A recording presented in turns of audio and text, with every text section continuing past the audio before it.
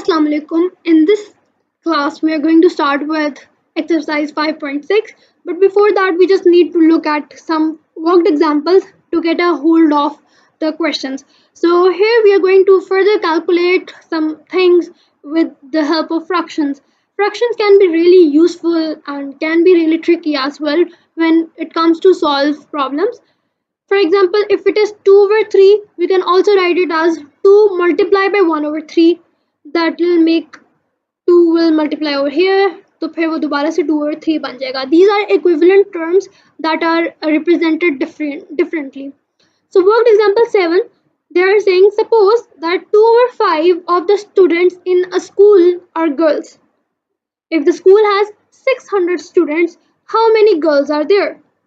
जो क्वेश्चन है अब उसको समझना है. उसने कहा है आप सपोज करो एक स्कूल है उसमें 2 over 5% जो है वो गर्ल्स हैं.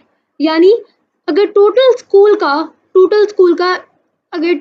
में अगर हमारे पास लेट्स से इतने रूम्स हैं तो इतनी चीजें इतनी these are the girls in a school these are the girls. अब now they are saying total हमारे पास 600 अमाउंट है. टोटल हमारे पास 600 है और उसका 2.2 over 5 बताना है तो उसको हम लोग सिंपली उससे मल्टीप्लाई कर देंगे. We know 5 1 is 5, 5 1 2 is 60 and then 120. 2 into 120 is 240.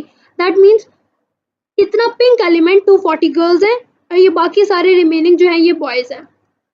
अगर उसने हमसे बॉयज का पूछा होता तो हम लोग सिंपली क्या कर रहे होते 600 में से 240 को माइनस करते तो ये हमारे पास नंबर ऑफ बॉयज आ जाते. But right now we were only required to find number of girls and we found it. Right? Now worked example 8. अब इसको देखना है. उसमें इसने कहा है अब आपने ये सोचना है कि एक स्कूल है कोई और स्कूल है ठीक है उसके अंदर 2.2 over 5 जो है these are boys not girls, these are boys. अब आप उन्होंने हमें बता दिया कि जो बॉयज हैं ना नंबर में वो है 360. नाउ दे आर सेइंग पूरे स्कूल के अंदर टोटल स्टूडेंट्स कितने हैं तो हम क्या करेंगे 2 over 5 को यहाँ लिखेंगे फिर हम उसको मल्टीप्लाई करेंगे टोटल से तो हमारे पास क्या आंसर आ जाएगा नंबर ऑफ बॉयज. हमें टोटल चाहिए तो हम सिंपली क्या करेंगे टोटल को हम लोग ये सब्जेक्ट बना लेंगे. You can also right x instead of it. मैंने यहाँ पे एक्स इसलिए नहीं लिखा क्योंकि यहाँ मैंने मल्टीप्लाई लगाया तो एक्स और मल्टीप्लाई जो है वो कंफ्यूजिंग हो जाना था. You won't be able to differentiate कि इन दोनों में क्या फ़र्क है इसलिए मैंने नहीं किया. ऑलराइट सो अब टोटल को हम लोग व्हाट जस्ट हैपेंड टोटल को हम लोग सब्जेक्ट बनाएंगे and we will keep 360 over here. ये 5 इधर जाके मल्टीप्लाई हो जाएगा 2 इधर जाके डिवाइड हो जाएगा. So now 2 divided by 360 cancel out होके ये 180 बन जाएगा. तो टोटल स्टूडेंट्स कितने आएंगे 180 into 5 180 multiplied by 5 that is 900 students. So that's 900 students in total. Let's move on to exercise and do some more calculations over there. Question number 1. 3 over 4 of the people at an auction bought an item. You can see off का मतलब क्या है हम लोग अगर simply सोचें तो of का मतलब हमें पता होना चाहिए it's multiply of the people. Total people कितने थे if they are 120 people we got the value. हम यहाँ पे 120 लिखेंगे. 3 over 4 ये इतने परसेंट 4 क्वार्टर्स में 4 पार्ट्स में अगर हम लोगों ने पीपल को डिवाइड किया है. ये एक ऑक्शन पे लोग हैं और 3 over 4 जो पीपल हैं एट ऑक्शन उन्होंने आइटम बॉट की है. और अगर 120 टोटल लोग 120 हो तो उनमें से कितनों ने ली है कोई चीज आइटम ठीक है. तो हम क्या करेंगे 3 over 4 को टोटल से मल्टीप्लाई करेंगे. Total is 120 people and then we will get to know कि कितने लोगों ने लिया है क्योंकि टोटल में से 3 over 4 ने लिया है. We will simply multiply it and 120 divided by 4 that will be 4 3 is 12 30 into 3 is 90. So 90 people bought it.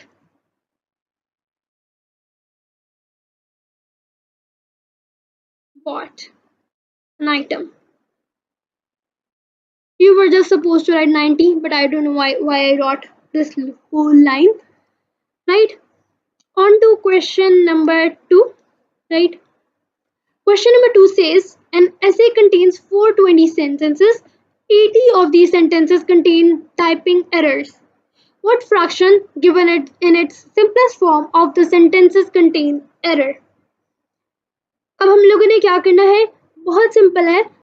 उसने हमें बता दिया है कि 80 लोगों ने मिस्टेक्स की है और 420 टोटल सेंटेंसेस थे. टोटल हमारे पास 420 थे. I am just writing it in case, ताकि बाद में यूजफुल हो अगर किसी को बाद में देखना हो. सो टोटल 420 सेंटेंसेस हैं, उसमें एरर्स हैं 80 में, and we need to find कि उसका क्या फ्रैक्शन है. Simply 80 over 420, and we are going to simplify it. 8 1 is 8, oh sorry, 8 4 is 4. Let's simplify it slowly so that it's understandable. 2 4 is 8 and 2 21 is 42, so 4 over 21 will be the answer. That will be the fraction. That's it.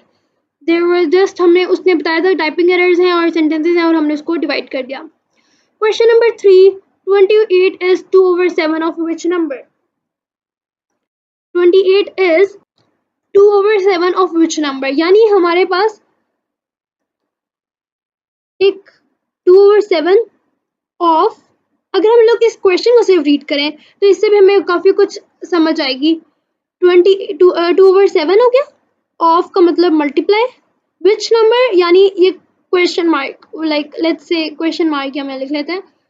अब वो अगर हम इसको दूसरी तरह पढ़े, 2 over 7 of which number is 28, यानी कि 22 over 7 of which number is 28. अब हमें ये वाला बॉक्स फाइंड करना है. इसको हम लोग अपना सब्जेक्ट बना लेते हैं, and then 28, this will multiply it with 7 and this will be divided by 2, and 2 14 is 28, 14 multiplied by 7 is 98, hence we will get the final answer, that is 98. Now question number 4, it says we just need to understand वो क्या कहता है. If 3 over 5 of multiply the people, let's say call them people, call it P. If 3 over 5 of the people, ठीक है, हम लोग यहाँ लिख लेते हैं 3 over 5 of the people in a theater by a snack, यानी ये वो 3 over 5 ये टोटल वो लोग हैं जो कि जिन्होंने स्नैक खरीदा. तो 3 over 5 को हमने टोटल से मल्टीप्लाई किया तो हमें यहाँ पे नंबर मिल जाएगा, number of people who bought snack, who bought snack. अब आगे उसने क्या कहा है, and of those who buy a snack 5 over 7 buy ice cream. What fraction of the people in the theater buy ice cream? I know this sentence यहाँ से लेकर यहाँ तक बिल्कुल समझ नहीं आया, but let's look at this अभी तक. 3 over 5 multiply by P. उसने हमें टोटल अमाउंट नहीं बताई कि ना, उसने हमें बताया कि टोटल लोग कितने, ना उसने हमें बताया है कि कितने लोगों ने खरीदा है, कितने लोग बने. क्योंकि हमारे पास दो चीज़ें अननोन है तो हम उनको एज इट इज लेकर चलते हैं. Let's keep them 3 over 5 P, बस ऐसे लिख देते हैं. समझ लो ये एक इंटीजर बन गया है. It's an integer, it's a number of people जिन्होंने खरीदी है स्नैक खरीदा है. इतना क्वेश्चन अलग था. ये क्वेश्चन जहाँ तक हमने इस ब्रैकेट तक इतना पार्ट था. अब नेक्स्ट उसने कहा है end of those, of means multiply, end of those means जो भी हमने पीछे किया है, यानी कि 3 over 5 P, ठीक है. एंड ऑफ दोज, इनमें से जिन्होंने स्नैक खरीदा है उनमें से 5 over 7 ने आइसक्रीम खरीदी है, यानी कि 5 over 7 multiply by 3 over 5 P, क्योंकि उसने ये हमारे पास अब टोटल अमाउंट बन गई. यानी उसने कहा कि हम लोग अगर एग्जांपल लें 100 लोग हैं, उनमें से लेट्स से इतने लोगों ने जो है स्नैक्स खरीदे. ये हैं स्नैक्स. और वो कहता है इतने लोगों में से भी इतने लोग जो थे ना, लेट्स से ये जो जितने भी लोग थे इनमें से इतने लोगों ने, इतने पोर्शन ने ना,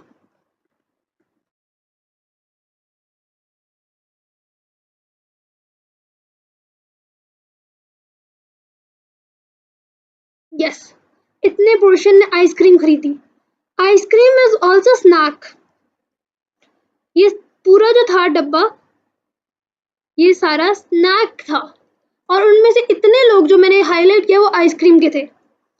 तो ये हमारे पास टोटल एलिमेंट था, टोटल हमारा पी था। तो 3/5 को हमने पी से मल्टीप्लाई किया, तो ये नंबर ऑफ पीपल जिन्होंने स्नैक खरीदा।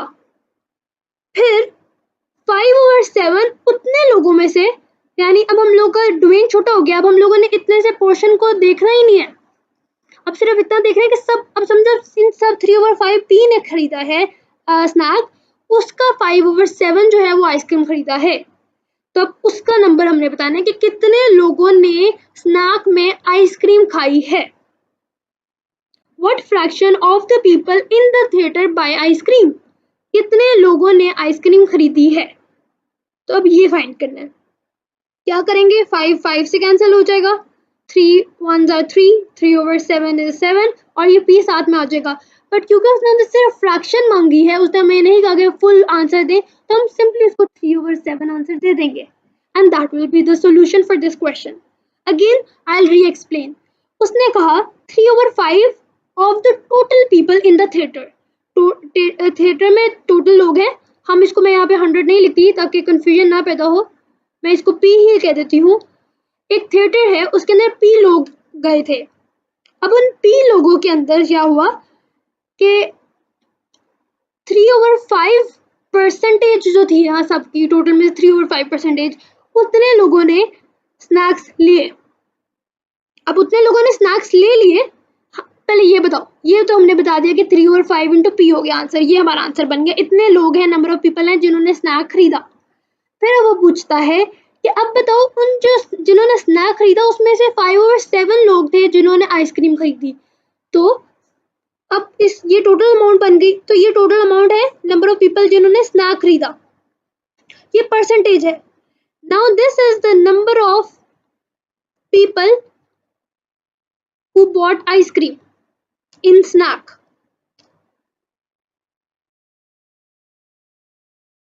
यानी उन्होंने स्नैक में आइसक्रीम खरीदी, वो 3/7 पी है जब हमने इनको आपस में मल्टीप्लाई किया। तो I hope this answer question was understandable, and if you still have questions, confusions, you can let me know.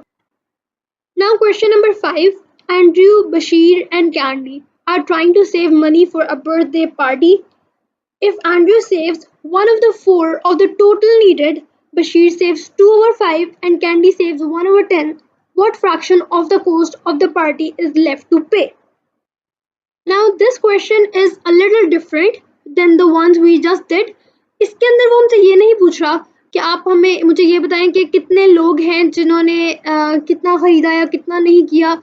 इसके अंदर वो हमसे कह रहा है कि जो Andrew, Bashir and candy, let's call them ABC, इन लोगों ने एक पार्टी के लिए पैसे सेव किए हैं और वो टोटल फ्रैक्शंस में है, हमें टोटल कॉस्ट भी नहीं पता।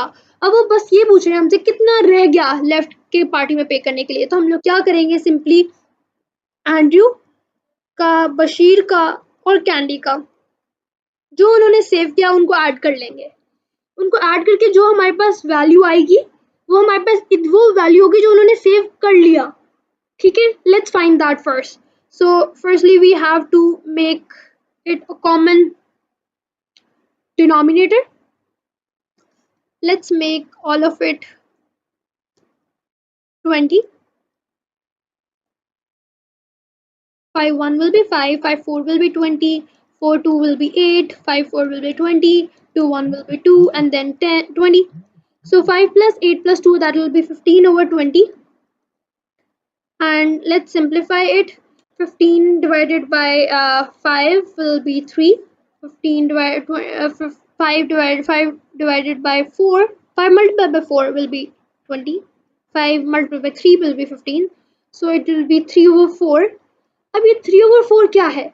ये है टोटल सेव्ड मनी जो कि ABC ने सेव की थी। पर उसने कहा है आपने फ्रैक्शन बतानी है of the cost of the party that is left to पे।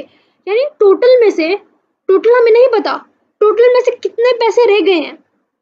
फ्रैक्शंस में हमेशा जब भी हम लोग सबको ऐड अप करते हैं सारी फ्रैक्शंस को देखने के लिए, अगर वो 100% एडेड है so that's 1, or you can also say 100 over 100 because 100 total होगा ना 100 percentage, so 100 percentage is basically 1 in the terms of fractions.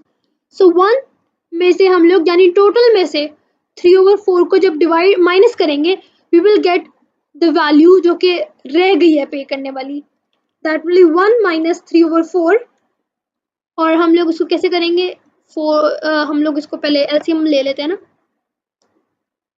it will be multiplied with 4 ones are 4 over 4 minus 3 over 4, that will become 1 over 4.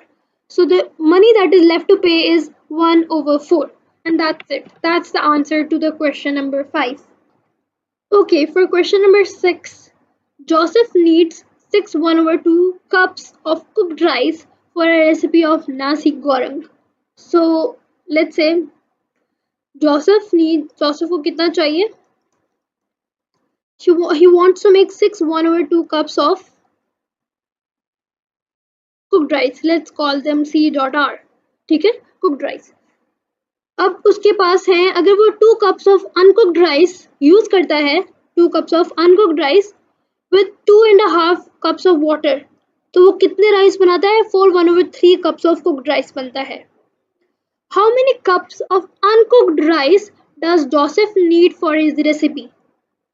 अब वो ये कह रहा है Joseph ने अपने ये बनानी है 6 1 over 2 cups of cooked rice बनानी है. उसने कहा है, उसने एक मेजरमेंट दे दिया, उसने कहा अगर तुम 2 cups of uncooked rice लेते हो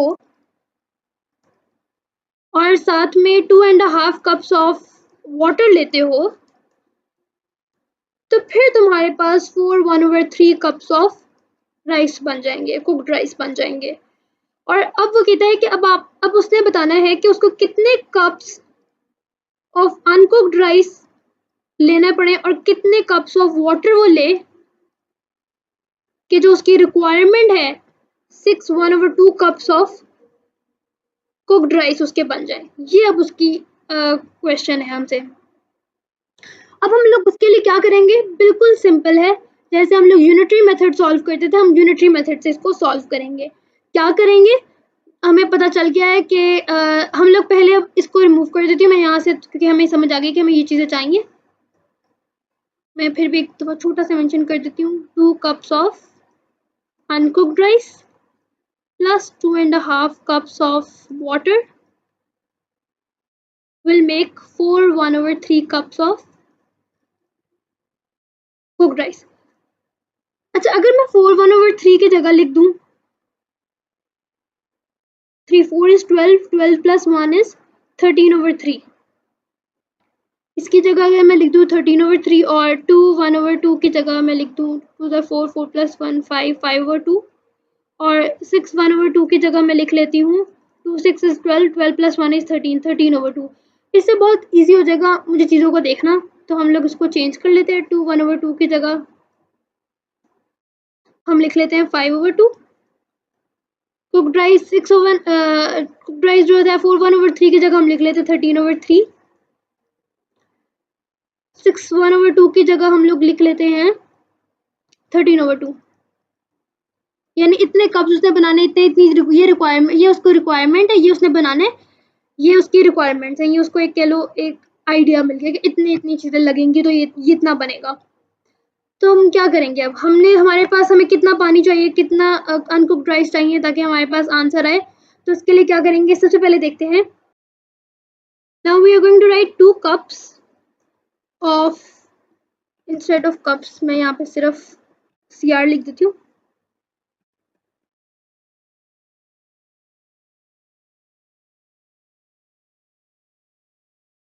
अनकुक्ड राइस जो है वो हमारे बना रहे हैं 13 over 3 कुक्ड राइस. अभी वाटर को भूल जाते हैं. तो 13 over 2 कुक्ड राइस अगर हमें बनाने पड़े तो हमें कितना अनकुक्ड राइस, हमें कितने चाहिए होंगे, हम ये फाइंड करेंगे. ये बिल्कुल सिंपल वैसे ही है जैसे हम लोग कहते थे कि अगर 10 रुपीज़ में 20 टॉफीज आएंगी, ये कैंडीज आएंगी, तो 50 रुपीज़ में 50 टॉफीज कितने कितने रुपीज में आएंगी, कितने मुझे पैसे चाहिए होंगे. It's as simple as that. So what we are going to do is, अगर यहाँ पर हम लोग क्या करते हैं, हम यहाँ पे 50 को 10 से मल्टीप्लाई करते और फिर डिवाइड कर देते 20 से, तो हमारे पास आंसर आ जाना था. इसी तरह हम यहाँ पर क्या करेंगे, हम 13/2 को मल्टीप्लाई करेंगे 2 से और फिर डिवाइड कर देंगे 13/3 से. 2 will be cancel out with 2. यहाँ पे 13 हो गया, डिवाइड बाय 13/3. 13 मल्टीप्लाई बाय 3/13 हो जाएगा ये, क्योंकि रेसिप्रोकल ले लिया. 13 से कैंसिल आउट हो गया 3. It means 3 cups of uncooked rice are required. ठीक है, हम यहाँ पे लिख लेते हैं 3 cups CR. ठीक है, अब हमारे पास ये मिल गया है कि अनकुक्ड राइस हमें 3 cups चाहिए in order to make our cooked rice. और अब हम लोग देखते हैं हमें वाटर कितना चाहिए. उसके लिए बिल्कुल हम लोगों ने सेम यही चीज करनी है, बस इतना रिमूव कर देती हूँ.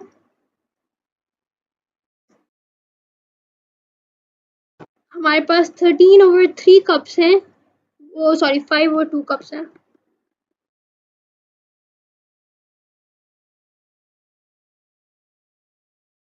हमारे पास 5/2 वाटर कप्स हैं और हमने बताना है हमें कितना वाटर चाहिए इन 13/2. तो हम क्या करेंगे, simply 13/2 will multiply with 5/2 and then this will divided by 13/3. 13 into 5 will be is 65. 65/4.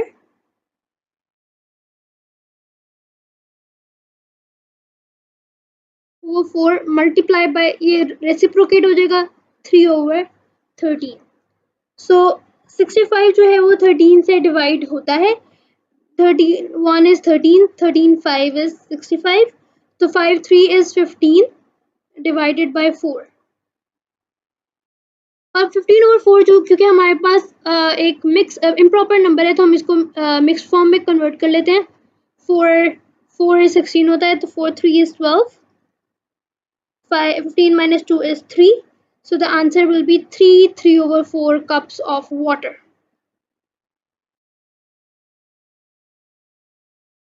3/4 cups water.